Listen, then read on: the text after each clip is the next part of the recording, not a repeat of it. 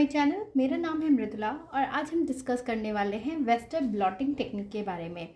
Western blot, जिसको कि protein immuno blot या फिर वेस्टर्न ब्लॉटिंग के नाम से भी जाना जाता है, ये एक एनालिटिकल टेक्निक है जो कि मॉलिक्यूलर बायोलॉजी और इम्यूनोजेनेटिक्स में यूज़ होता है किसी स्पेसिफिक प्रोटीन के डिटेक्शन के लिए।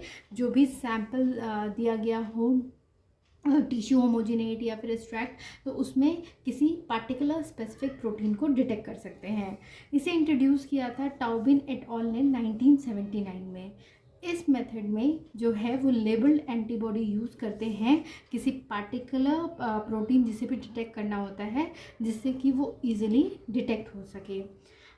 वेस्टर्न ब्लॉटिंग का बेसिक प्रिंसिपल है कि इसे परफॉर्म करने के लिए तो सबसे पहले प्रोपिलीन जेल इलेक्ट्रोफोरेसिस का यूज़ किया जाता है। इसमें जो प्रोटीन्स हैं वो एसडीएस स्पेस के थ्रू सेपरेट होते हैं, फिर उनको नाइट्रोसेलुलोज पेपर या फिर पॉलीविनाइलिडीन डाइफ्लोराइड मेम्ब्रेन के ऊपर ट्रांसफ़र किया जाता है, जहाँ पे जो हमारा टारगेट प्रोटीन होता है वो एब्जॉर्ब हो जाता है मेम्ब्रेन के ऊपर। और बिना उसकी एक्टिविटी, मतलब जब ये एब्जॉर्प्शन होता है तो जो पार्टिकुलर प्रोटीन होता है उसकी बायोलॉजिकल एक्टिविटी इनहिबिट नहीं होती है, मतलब किसी तरह का कोई चेंज नहीं होता। उसके बाद जो ट्रांसफर्ड सॉलिड मेम्ब्रेन है जिसके ऊपर ट्रांसफ़र किया गया है, जिसको कि हम ब्लॉट रेफर करते हैं, उसको प्रोटीन सॉल्यूशन से ट्रीट किया जाता है, जिससे कि मेम्ब्रेन के ऊपर जितने भी हाइड्रोफोबिक बाइंडिंग साइट्स होते हैं वो क्लोज हो जाएं, और उसके बाद उसको प्राइमरी एंटीबॉडी से ट्रीट किया जाता है जो कि उस टारगेट प्रोटीन के लिए होता है। जब हम प्राइमरी एंटीबॉडी से ट्रीट करते हैं प्रोटीन को, तो वो एंटीबॉडी एंटीजन के साथ कॉम्प्लेक्स, मतलब उस प्रोटीन के साथ कॉम्प्लेक्स फॉर्म कर लेती है। उसके बाद उसको वॉश किया जाता है और फिर उस प्राइमरी एंटीबॉडी ट्रीटेड मेम्ब्रेन को ट्रीट किया जाता है एक लेबल्ड सेकेंडरी एंटीबॉडी से, जो कि फिर बाइंड करती है उस एंटीजन एंटीबॉडी कॉम्प्लेक्स से। और चूँकि वो लेबल्ड होता है तो वो इंडिकेट कर देती है कि जो प्राइमरी जो प्रोटीन जिसके बारे में हम पता कर रहे हैं वो उसका लोकेशन क्या है। अब हम देखते हैं वेस्टर्न ब्लॉटिंग का क्या प्रोसीजर होता है। तो वेस्टर्न ब्लॉटिंग में आपको कुछ स्टेप्स होते हैं, जैसे सबसे पहले प्रोटीन का एक्सट्रैक्शन किया जाता है, उसके बाद जेल इलेक्ट्रोफोरेसिस होता है, उसके बाद ब्लॉटिंग होती है जो कि इलेक्ट्रिकल या कैपिलरी ब्लॉटिंग हो सकती है, उसके बाद ब्लॉकिंग आता है, फिर उसको प्राइमरी और सेकेंडरी एंटीबॉडी से ट्रीट किया जाता है जिसे कि एंटीबॉडी इंक्यूबेशन स्टेप भी कहा। उसके बाद सबसे लास्ट में उसको स्पेसिफिक सबस्ट्रेट के साथ ट्रीट किया जाता है, जैसे कि अगर मेरा जो एंजाइम है वो अल्कलाइन फॉस्फेटेज है तो उसके लिए पी नाइट्रोफिनाइल फॉस्फेटेज यूज़ किया जाता है। यानी डिपेंडिंग अपॉन कि हमें कौन सा एंजाइम हमने यूज़ किया है वो डिसाइड करता है कि कौन सा सबस्ट्रेट यूज़ किया जाएगा। अब हम देखते हैं कि स्टेप बाय स्टेप इन सारे स्टेप को थोड़ा डिटेल में देखते हैं। तो सबसे पहला स्टेप था एक्सट्रैक्शन ऑफ प्रोटीन। इसमें जो है सेल लाइजेट जो है सबसे कॉमन सैंपल है जो वेस्टर्न ब्लॉटिंग के लिए यूज़ किया जाता है। इसमें सबसे पहले जो प्रोटीन है उसको एक्सट्रैक्ट किया जाता है, जो डिफरेंट सैंपल जैसे कि टिश्यूज़ हो या सेल्स हो उनसे सेपरेट किया जाता है। और इसके लिए जो मेथड यूज़ किया जाता है वो मैकेनिकल हो सकता है या फिर केमिकल हो सकता है, यानी कि केमिकल लाइसिस किया जाता है सेल का। उसके बाद जो प्रोटीएज और फॉस्फेटेज इनहिबिटर है वो ऐड किए जाते हैं, जिससे कि जिस भी प्रोटीन जो हमारा टारगेट प्रोटीन हो वो डीनेचर ना हो कोल्ड टेम्परेचर पे। उसके बाद जो प्रोटीन है उसका कंसंट्रेशन डिटरमाइन किया जाता है स्पेक्ट्रोस्कोपी मेथड यूज़ करके। जब sufficient amount of protein sample जो हमें मिल जाता है तो उसको फिर डाइल्यूट किया जाता है बफर के साथ, जिसमें कि ग्लिसरॉल प्रेजेंट होता है, जो कि सैंपल को जो भी प्लेट हम यूज़ कर रहे होते हैं उसके अंदर वो सिंक ना हो, यानी कि वो आपको सरफेस पे रहे। उसके बाद ट्रैकिंग डाई जैसे कि ब्रोमोमिथाइल ब्लू जो है वो उसके बाद ऐड किया जाता है, जिससे कि प्रोटीन का जो मूवमेंट है उसको ट्रैक किया जा सके। उसके बाद सेकेंड स्टेप आता है जेल इलेक्ट्रोफोरेसिस। इसमें सैंपल को एसडीएस स्पेस, जिसका फुल फॉर्म होता है sodium dodecyl sulphate polyacrylamide gel electrophoresis, उसके ऊपर लोड किया जाता है। ठीक, दो तरह के एग्रोस जेल जो है नॉर्मली यूज़ किए जाते हैं। सबसे पहला होता है स्टैकिंग जेल, जो कि यूज़ किया जाता है कि प्रोटीन जो है वो सारा कंसंट्रेट हो जाए एक बैंड पे, और उसके बाद सेपरेटिंग जेल, जिससे कि प्रोटीन जो है वो सेपरेट होते हैं अपने मॉलिक्यूलर वेट के बेसिस।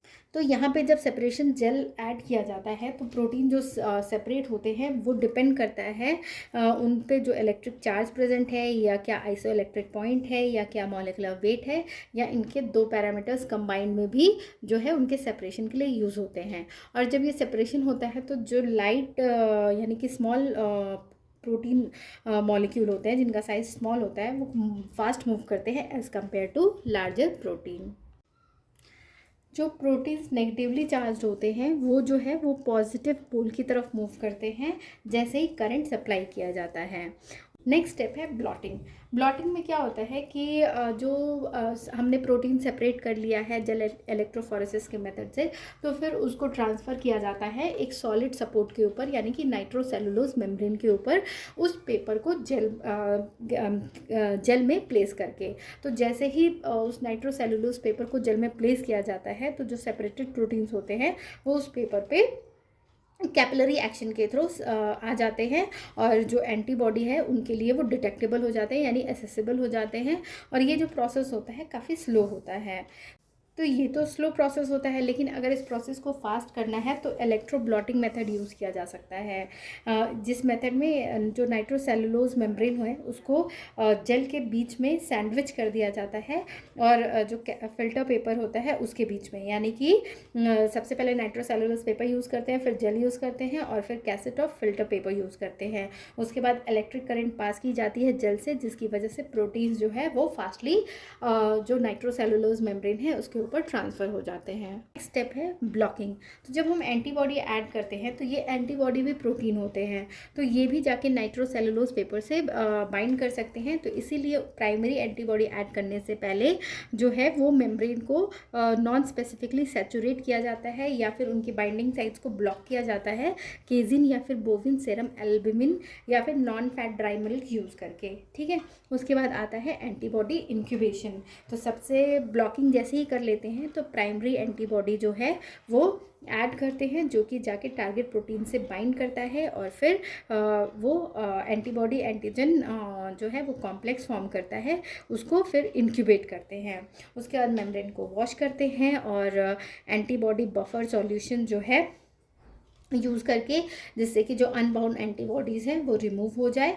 उसके बाद उसको रिंच करते हैं मेम्ब्रेन को, और फिर उसको कंजुगेटेड सेकेंडरी एंटीबॉडी के साथ ट्रीट करते हैं। तो ये कंजुगेटेड यानी कि सेकेंडरी एंटीबॉडी के साथ एक एंजाइम लिंक्ड होता है, ठीक। और जो लेबल्ड सेकेंडरी एंटीबॉडी है फिर वो फर्दर बिंड करते हैं प्राइमरी एंटीबॉडी से, और जो कि ऑलरेडी रिएक्ट कर चुका होता है जो टारगेट प्रोटीन होता है।